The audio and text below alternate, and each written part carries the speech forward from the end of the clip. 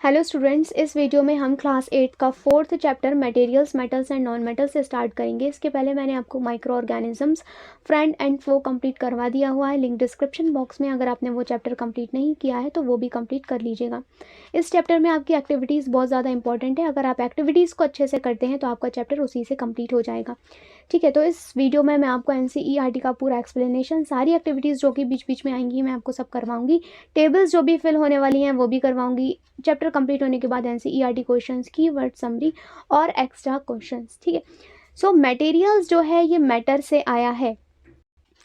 तो मैटर क्या होते हैं? Anything which occupies space and has mass is called matter. कोई भी चीज़ जो जगह को घेरती है यानी स्पेस ऑक्यूपाई करती है और उसका कुछ मास होता है वो मैटर है। अब कंफ्यूज मत होइएगा, मास जो है और वेट, मास और वेट एक ही नहीं होते हैं, इन दोनों में डिफरेंस होता है। चलिए मैं बता दूं आपको कि जो मास है वो वेट से किस तरह से डिफरेंट है। सपोज करिए आपका वेट है, आपका वजन है 50 kg। ठीक है, आपका अर्थ में वेट है 50 kg, लेकिन अगर आप स्पेस में चले जाएंगे तो आपका वेट चेंज हो जाएगा। सपोज करिए आपका वेट हो जाएगा वहाँ पे 8 kg, है ना। तो वेट पर ग्रेविटी का इफेक्ट पड़ता है, फ़र्क पड़ता है ग्रेविटी का। जहाँ जहाँ ग्रेविटी चेंज होगी आपका वेट चेंज होता जाएगा। ठीक है, वेट पर ग्रेविटी का इफेक्ट पड़ता है, ग्रेविटी के अकॉर्डिंग आपका वेट चेंज होता जाता है। लेकिन जो मास होता है उससे, उस पर ग्रेविटी का कोई भी इफेक्ट नहीं पड़ता। सपोज तो मास और वेट में यही डिफरेंस होता है। मास जो है वो सारे यूनिवर्स में सेम होता है, लेकिन वेट सेम नहीं होता, वेट पर ग्रेविटी का फर्क पड़ता है। तो कोई भी चीज़ जो जगह को घेरती है और उसका कुछ मास होता है। ठीक है, आपकी टेबल अगर 10 एटम्स की बनी है तो स्पेस में भी वो 10 एटम्स की ही होगी।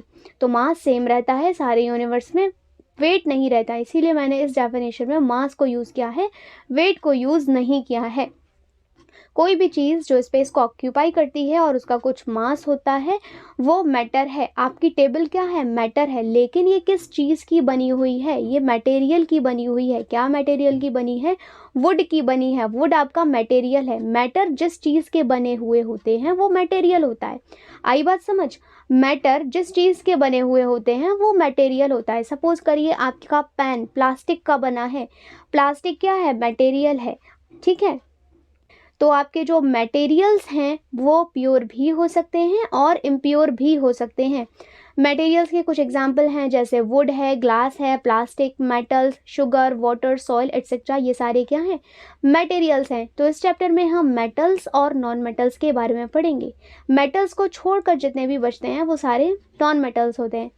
ठीक है, You are familiar with a number of materials like iron, aluminium, copper, etc. तुम कई सारे materials को जानते होगे, जैसे कि आयरन। आयरन क्या है? लोहा। एल्यूमिनियम, कॉपर यानी तांबा। तो इस तरीके के कुछ materials को तो तुम जानते ही होगे। Some materials have been given in table 4.1. 4.1 table में कुछ materials दिए गए हैं।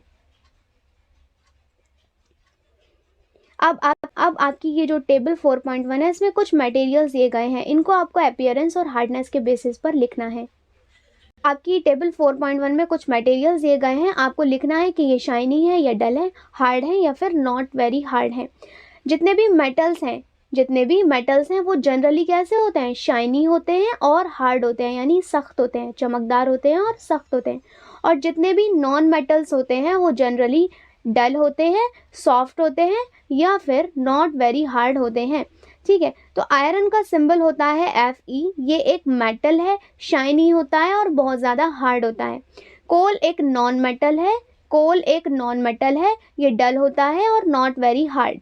सल्फर एक नॉन मेटल है, ये डल और नॉट वेरी हार्ड। इसी तरह से बाकी के एल्यूमिनियम और कॉपर आपके मेटल हैं, शाइनी होते हैं और बहुत ज़्यादा हार्ड होते हैं। तो जनरली मेटल्स कैसे होते हैं? शाइनी होते हैं और हार्ड होते हैं, नॉन मेटल्स नहीं होते हैं। जनरली यहाँ पे इसलिए लगाया गया है क्योंकि ज़्यादातर ऐसे होते हैं, सारे नहीं होते हैं। All metals are not shiny and very hard generally. अब इसके कुछ एक्सेप्शंस भी होते हैं, जैसे आपके सोडियम और पोटेशियम। सोडियम का सिंबल होता है Na, पोटेशियम का सिंबल होता है K। तो आपके सोडियम और पोटेशियम शाइनी तो होते हैं, सिल्वरी वाइट होते हैं, शाइनी तो होते हैं, लेकिन ये सॉफ्ट मेटल्स हैं। ये इतने सॉफ्ट होते हैं कि हम इन्हें नाइफ की हेल्प से, चाकू की हेल्प से कट कर सकते हैं। ये हार्ड नहीं होते, ये सख्त नहीं होते। तो ये इनके एक्सेप्शंस हो गए। ठीक है। Can you name the materials which are metals, तो आप इसमें से मेटल्स बता सकते हैं। हाँ बिल्कुल, आप मेटल्स भी बता सकते हैं और मेटल्स के अलावा जो भी हैं वो नॉन मेटल्स हैं। Metals can be distinguished from non metals on the basis of their physical and chemical properties. Metal का और नॉन मेटल का आप डिफरेंस बता सकते हैं, उनको डिफ्रेंशिएट कर सकते हैं फिजिकल और केमिकल प्रॉपर्टीज के बेसिस पर। फिजिकल प्रॉपर्टीज यानी उनका अपीयरेंस, बाहर से देखकर जो आप बता सकते हैं, यानी वो शाइनी है या फिर डल है, चमकदार हैं या धुंधले हैं, और उनका जो हार्डनेस कैसा है। तो इस तरह की कुछ प्रॉपर्टीज़ होती हैं, उसके बेसिस पर आप बता सकते हैं कि ये मेटल है या नॉन मेटल है। और केमिकल प्रॉपर्टीज़ यानी आप उनका रिएक्शन करवाइए फिर वाटर और ऑक्सीजन के साथ। केमिकल प्रॉपर्टीज़ भी हम इसी चैप्टर में देखेंगे आगे, ठीक है। Recall that lustre and hardness are physical property. याद करिए कि जो लस्टर है और हार्डनेस है ये क्या है, ये फिजिकल प्रॉपर्टीज़ होती हैं। 4.1 physical properties of metals and non metals.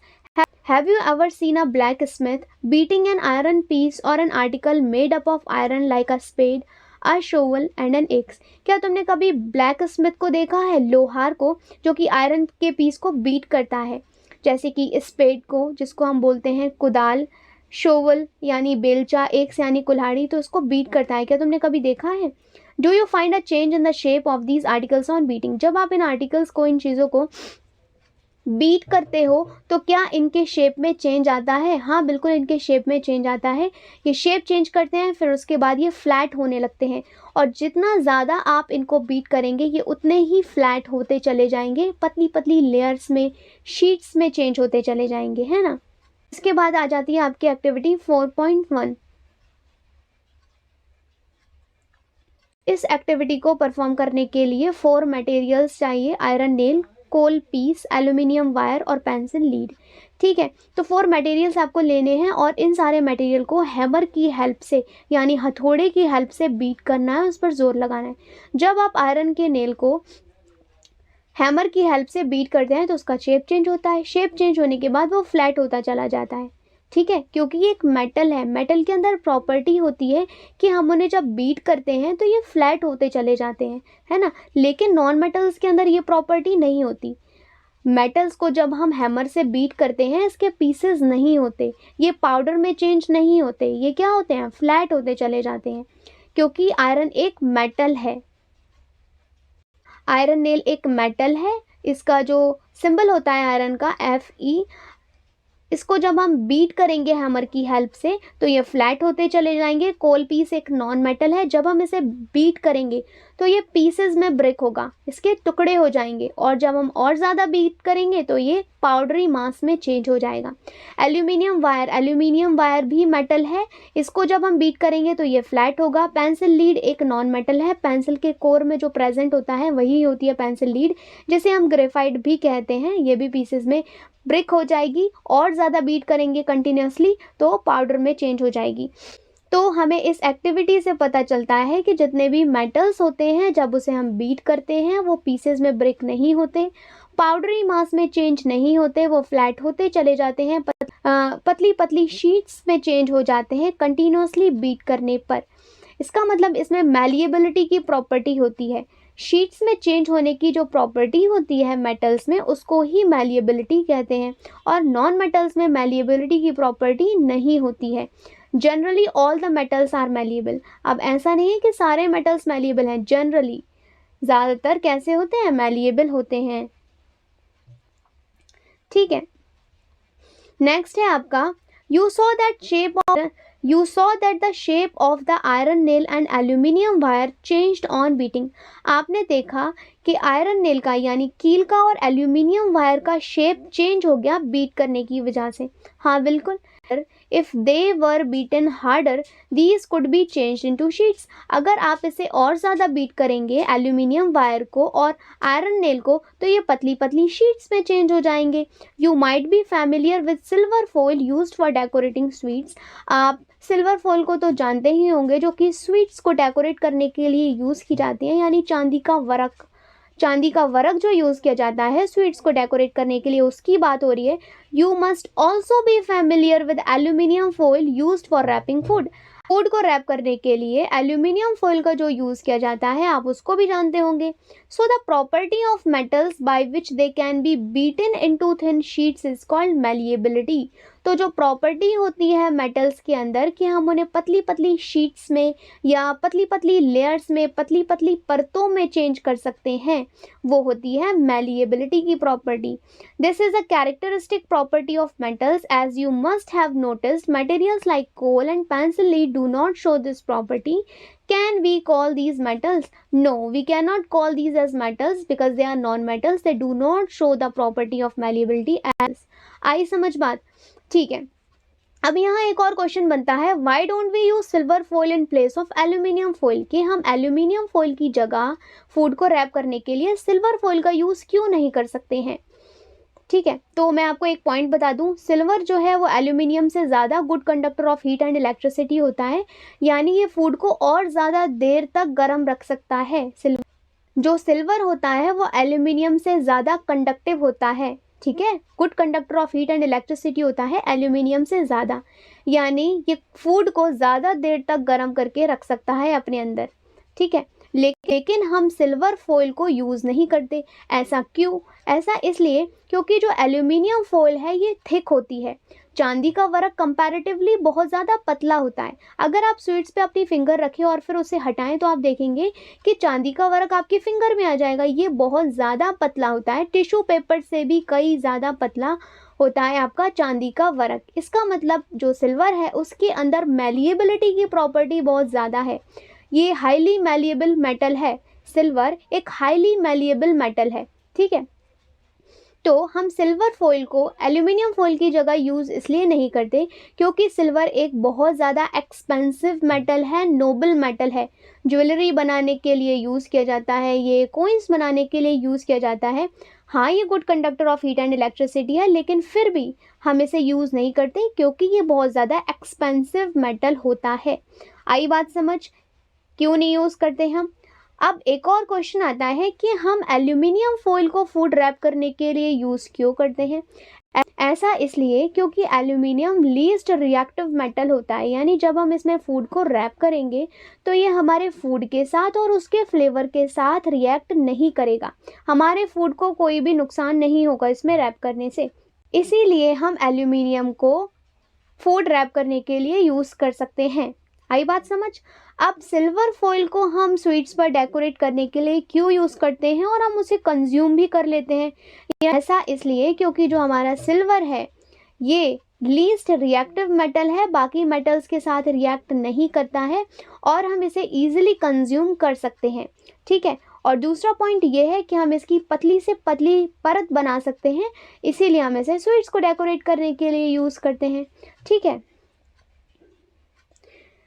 Next question आता है आपका, can you hold a hot metallic pan which is without a plastic or wooden handle and not get hurt?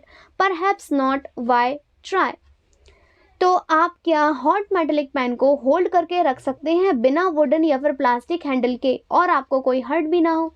नहीं, आप ऐसा नहीं कर सकते क्योंकि वो हॉट मेटेलिक पैन है, मेटल का भी है और हॉट भी है। Metals generally good conductor of heat and electricity होते हैं। अगर आप उसे होल्ड करेंगे तो आपकी फिंगर्स बर्न हो सकती हैं, जल सकती हैं, क्योंकि metals good conductor of heat and electricity होते हैं। लेकिन अगर उस पर कोई प्लास्टिक का या फिर वुड का हैंडल है तो आप उसे ईजिली होल्ड कर सकते हैं, क्योंकि प्लास्टिक जो है वो नॉन मेटल है, वुड भी नॉन मेटल है, ये bad conductor of heat and electricity होते हैं। ठीक है, इससे आपको कोई नुकसान नहीं होगा। क्वेश्चन आता है कि good conductor of heat and electricity का मतलब क्या होता है। देखिए, जब आप वुड के अंदर से हीट को पास कराएंगे तो क्या होगा, लकड़ी में से हीट को पास कराएंगे तो क्या होगा, वुड ईजिली बर्न हो जाएगी। ठीक है, वो कोल में कन्वर्ट हो जाएगी। लेकिन अगर आप मेटल को हीट करेंगे तो क्या होगा, वो सिर्फ हॉट होगा और थोड़े टाइम के बाद अगर हीट को रिमूव कर दिया जाए तो वो कोल्ड हो जाएगा।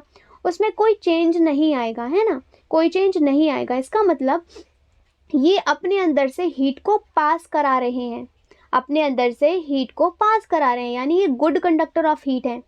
सेम इलेक्ट्रिसिटी के साथ होता है। अगर आप इसमें से इलेक्ट्रिसिटी को पास करा पाते हैं और उसमें कोई चेंज नहीं आ रहा है, दैट मीन्स वो particular cheese good conductor of electricity है। अगर आप वुड में से इलेक्ट्रिसिटी पास करा सकते हैं तो वो गुड कंडक्टर ऑफ इलेक्ट्रिसिटी हो जाएगी, लेकिन ऐसा नहीं होता है।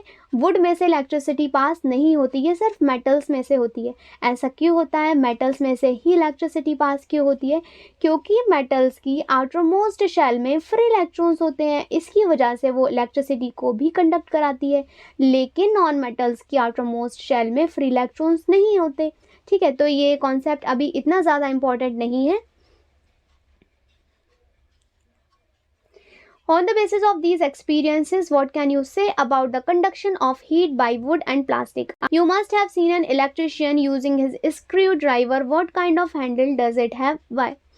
तो जो इलेक्ट्रिशियन स्क्रू ड्राइवर का या फिर पेचकश का यूज़ करते हैं, उस पर प्लास्टिक का या फिर वुड का हैंडल होता है, और काफ़ी बार वो रबर से भी कवर होता है।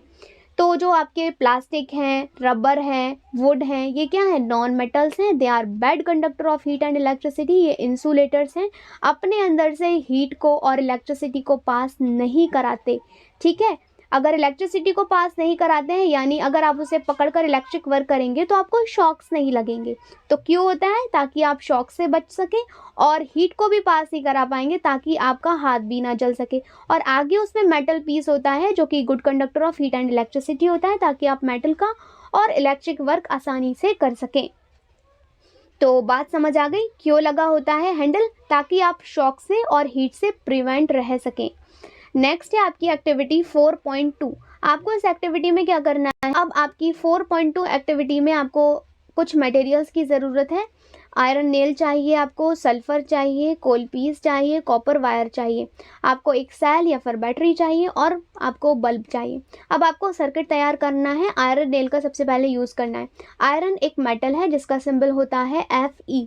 जब आप इसे कनेक्ट करके सर्किट बनाएंगे और बल्ब को ग्लो कराने की कोशिश करेंगे तो ये ग्लो करेगा। ऐसा क्यों? क्योंकि आयरन मेटल है, इसकी आउटर शेल में फ्री इलेक्ट्रॉन्स होते हैं। तो जब हम इसे सेल के साथ कनेक्ट करेंगे, ये इलेक्ट्रॉन्स मूव करेंगे और बल्ब ग्लो करेगा। जब हम सल्फर के साथ करेंगे तो ऐसा नहीं होगा, क्योंकि सल्फर हमारा नॉन मेटल है, इसकी आउटर शेल में फ्री इलेक्ट्रॉन्स नहीं होते हैं। कोल पीस के साथ भी नहीं होगा, क्योंकि कोल भी हमारा नॉन मेटल है। कॉपर वायर हमारा मेटल है, इसके साथ आसानी से ग्लो कर जाएगा आउटर मोस्ट शेल में। इसके भी फ्री इलेक्ट्रॉन्स होते हैं जो कि सेल या फिर बैटरी से कनेक्ट करने के बाद मूव करते हैं। आई समझ? तो अब आपको यहाँ पे अपनी ऑब्जर्वेशंस लिखनी है। मटेरियल आयरन रॉड या फिर नेल। ठीक है, ये मेटल है, गुड कंडक्टर है सल्फर, और आपके कोल पीस ये पुअर कंडक्टर है क्योंकि ये नॉन मेटल है, NM है। कॉपर वायर आपके good conductor of heat and electricity होता है। ठीक है, तो आपको ऑब्जर्वेशन बतानी है। You observe that iron rod, nail and copper wire are good conductors, while rolled sulfur piece and coal piece are poor conductors। ठीक है, Where do you find the use of aluminium and copper wire? आपने aluminium और copper wire का use कहाँ देखा है? आपने house hold में देखा होगा। Have you seen the wires of coal? Definitely not। क्या आपने कोयले के तार देखे हैं? बिल्कुल नहीं देखे होंगे, क्योंकि कोल एक नॉन मेटल है और उसके वायर्स नहीं हो सकते। ठीक है, तो जो प्रॉपर्टी होती है मेटल के अंदर, so the property of metals by which it can be drawn into wires is called ductility. तो जो प्रॉपर्टी होती है मेटल्स के अंदर कि हम उसके तार बना सकते हैं, उसके वायर्स बना सकते हैं, ये होती है डक्टिलिटी। ठीक है, मतलब हम मेटल को इतना खींच सकते हैं, इतना खींच सकते हैं कि वो उसके तार बन जाते हैं, उसके वायर्स बन जाते हैं। ये डक्टिलिटी की प्रॉपर्टी होती है। अब आपके लिए क्वेश्चन है कि हम एल्यूमिनियम वायर को क्यों ज़्यादा प्रेफर करते हैं कॉपर वायर से, मतलब हम एल्यूमिनियम वायर को क्यों यूज़ कर लेते हैं ज़्यादातर, कॉपर वायर को इतना यूज़ क्यों नहीं करते। ठीक है, और एक और क्वेश्चन है आपके लिए। तो अब आपके लिए क्वेश्चन है कि हम सिल्वर वायर का यूज़ क्यों नहीं करते, जबकि सिल्वर एल्यूमिनियम और कॉपर वायर से ज़्यादा कंडक्टिव होता है।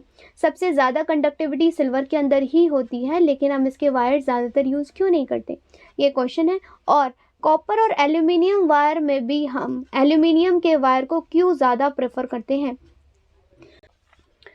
तो मैं आपको डिफरेंस बता दूं कि एल्यूमिनियम वायर और कॉपर वायर में क्या डिफरेंस होता है। एल्यूमिनियम जो है वो चीपर होता है कॉपर से, यानी एल्यूमिनियम के वायर थोड़े सस्ते आते हैं कॉपर के वायर से। एल्यूमिनियम जो है वो थोड़ा सा कम कंडक्टिव होता है कॉपर से, यानी कॉपर ज़्यादा कंडक्टिव होता है एल्यूमिनियम से। ठीक है, तब भी हम एल्यूमिनियम के वायर को यूज़ करते हैं क्योंकि वो सस्ता होता है। हम कॉपर के वायर को यूज़ कर सकते हैं क्योंकि वो ज़्यादा कंडक्टिव होता है। आई समझ।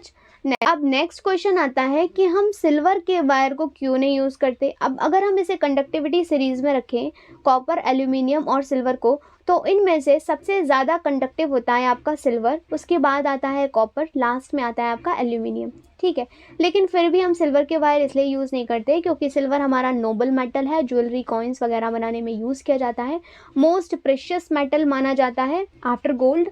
तो इसलिए हम इसे यूज़ नहीं करते क्योंकि वायर्स इसके बहुत ज़्यादा कॉस्टली हो जाएंगे और ये काफ़ी मेलिएबल भी होता है। ठीक है, इसीलिए हम इसे यूज़ नहीं करते हैं, एल्यूमिनियम को यूज़ करते हैं। आपका आगे दिया गया है, have you ever notice the difference in sound on dropping an iron sheet, plate, metal coin and a piece of coal on the floor. तो आपने कभी नोटिस किया है कि आप आयरन की शीट को या फिर प्लेट को, मेटल के सिक्के को या फिर कोयले के टुकड़े को, कोयले के पीस को फ्लोर पर किसी सर्टेन हाइट से ड्रॉप करते हैं, गिराते हैं, तो क्या साउंड आती है, इसकी साउंड में क्या डिफरेंस होता है। देखिए, जब हम मेटल की किसी भी चीज़ को सर्टेन हाइट से ड्रॉप करते हैं तो उसमें से मेटेलिक साउंड आती है, रिंगिंग साउंड आती है, यानी मेटल के अंदर बजने की प्रॉपर्टी होती है। तो ये जो रिंगिंग साउंड प्रोड्यूस करने की प्रॉपर्टी होती है मेटल के अंदर, that is called sonority. Metals कैसे होते हैं, सोनोरस होते हैं, ये बजते हैं, जबकि नॉन मेटल्स जो हैं उसमें ये बजने की प्रॉपर्टी नहीं होती, दे आर नॉट सोनोरस। आपका जो कोल पीस है ये एक नॉन मेटल है and it is not sonorous. आई समझ। Have you ever seen wooden bells in temples, can you give a reason. क्या तुमने कभी लकड़ी की घंटियाँ मंदिर में देखी हैं, क्या तुम रीज़न दे सकते हो। देखिए, मंदिर में लकड़ी की घंटियाँ नहीं होती हैं क्योंकि ये एक नॉन मेटल है और ये बजते नहीं हैं, इनमें सोनोरिटी की प्रॉपर्टी नहीं होती है, मेटलिक साउंड, रिंगिंग साउंड नहीं आएगी, इसीलिए हम वुडन बेल्स को यूज़ नहीं करते। मेटल्स की बेल्स को यूज़ करते हैं, no, because wood is a non metal and non metals are not sonorous. ये इसका आंसर हो जाएगा। अब आपके स्कूल बेल्स होते हैं वो किसके बने हुए होते हैं, जनरली ये मेटल्स के होते हैं, ब्रास या फिर ब्रॉन्ज के होते हैं। तो आपके लिए क्वेश्चन है, so the things made up of metals produce a ringing sound when struck hard. तो मेटल की चीज़ों को जब हम पीटते हैं ये क्या प्रोड्यूस करती हैं, रिंगिंग साउंड प्रोड्यूस करती हैं। Suppose you have two boxes similar in appearance, one made of wood and the other of metal, can you tell which box is made of metal by striking both the boxes. Suppose करिए आपके पास दो boxes हैं, दिखने में एक जैसे हैं, उसमें से एक मेटल का है और दूसरा नॉन मेटल का है, लेकिन आपको नहीं पता है कौन सा मेटल का है। क्या आप बता सकते हैं। हाँ बिल्कुल, आप उसे स्ट्रक करिए, जिसमें से रिंगिंग साउंड या फिर मेटेलिक साउंड आ रही है वो आपका मेटल का है और दूसरा वाला आपका नॉन मेटल का है। ठीक है, since metals produce ringing sound they are said to be sonorous. तो मेटल्स जो होते हैं वो रिंगिंग साउंड प्रोड्यूस करते हैं, इसलिए ये सोनोरस होते हैं। The materials other than non metals are not sonorous. वो मटेरियल्स जो मेटल्स के अलावा होते हैं वो सोनोरस नहीं होते हैं, यानी नॉन मेटल सोनोरस नहीं होते हैं। ठीक है, after performing the above activities we can say that. तो जो एक्टिविटीज़ अभी हमने की हैं उसको करने के बाद हम कह सकते हैं कि सम मटेरियल्स आर हार्ड, कि कुछ मटेरियल्स हार्ड होते हैं यानी सख्त होते हैं, लस्ट्रस यानी शाइनी होते हैं, चमकदार होते हैं, मैलिएबल होते हैं यानी हम उनकी शीट्स, लेयर्स या फिर परतें बना सकते हैं, डक्टाइल होते हैं यानी हम उनके वायर्स बना सकते हैं, सोनोरस होते हैं यानी रिंगिंग साउंड प्रोड्यूस करते हैं, ये बजते हैं, and good conductors of heat and electricity, और हीट और इलेक्ट्रिसिटी के गुड कंडक्टर्स होते हैं, यानी अपने अंदर से हीट को और इलेक्ट्रिसिटी को ये पास करवा देते हैं। The materials which generally possesses these properties are called metals। तो वो मटेरियल्स जनरली जिसमें ये प्रॉपर्टीज आती हैं वो मेटल्स होते हैं।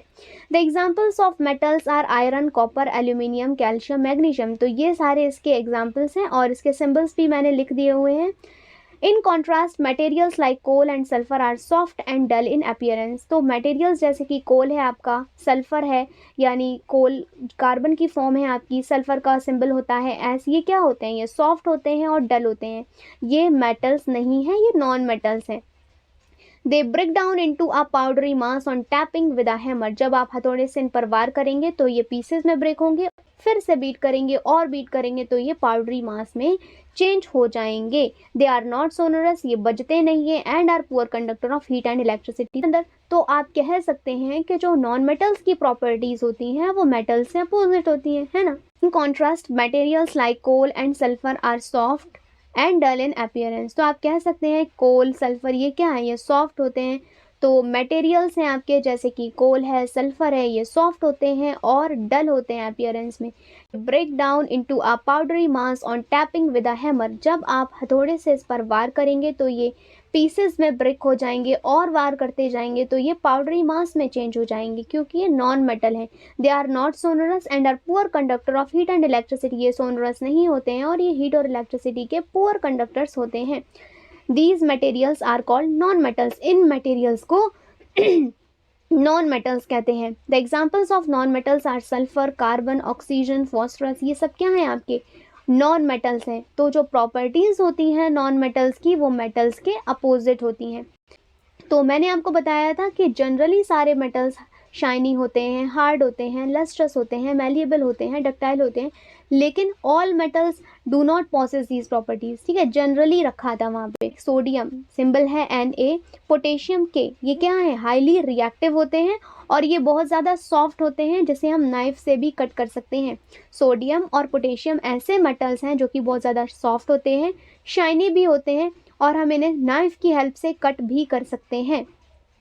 हाईली रिएक्टिव होता है यानी जैसे ही इसे मॉइस्चर और ऑक्सीजन मिलता है, मॉइस्ट कंडीशन इसे मिलती है, तो ये क्या करते हैं, तुरंत फायर को कैच कर लेते हैं और खुद में आग लगा लेते हैं। अगर आपने इसे फिंगर से होल्ड करके रखा है तो आपकी फिंगर में ही ये बहुत ज़्यादा वॉयलेंटली और विगरसली जलना शुरू हो जाएंगे। ये हाईली रिएक्टिव मेटल्स होते हैं, इसीलिए इसे बाहर की कंडीशन से बचाने के लिए कैरोसिन में स्टोर करके रखा जाता है ताकि इसे ऑक्सीजन और मॉइस्चर ना मिल पाए। ठीक है, क्योंकि ये आग लगा लेते हैं खुद में। Mercury is the only metal which is found in liquid state at room temperature, these are exceptions. Mercury ही एक ऐसा मेटल है जो कि रूम टेम्परेचर पर लिक्विड स्टेट में पाया जाता है और ये सारे इसके एक्सेप्शंस हैं। तो ये सारे इसके एक्सेप्शंस हैं, एक्सेप्शंस को आप बहुत अच्छे से लर्न करिएगा। ठीक है, तो chemical properties of metals and non metals से हम नेक्स्ट वीडियो में कवर करेंगे। Thank you.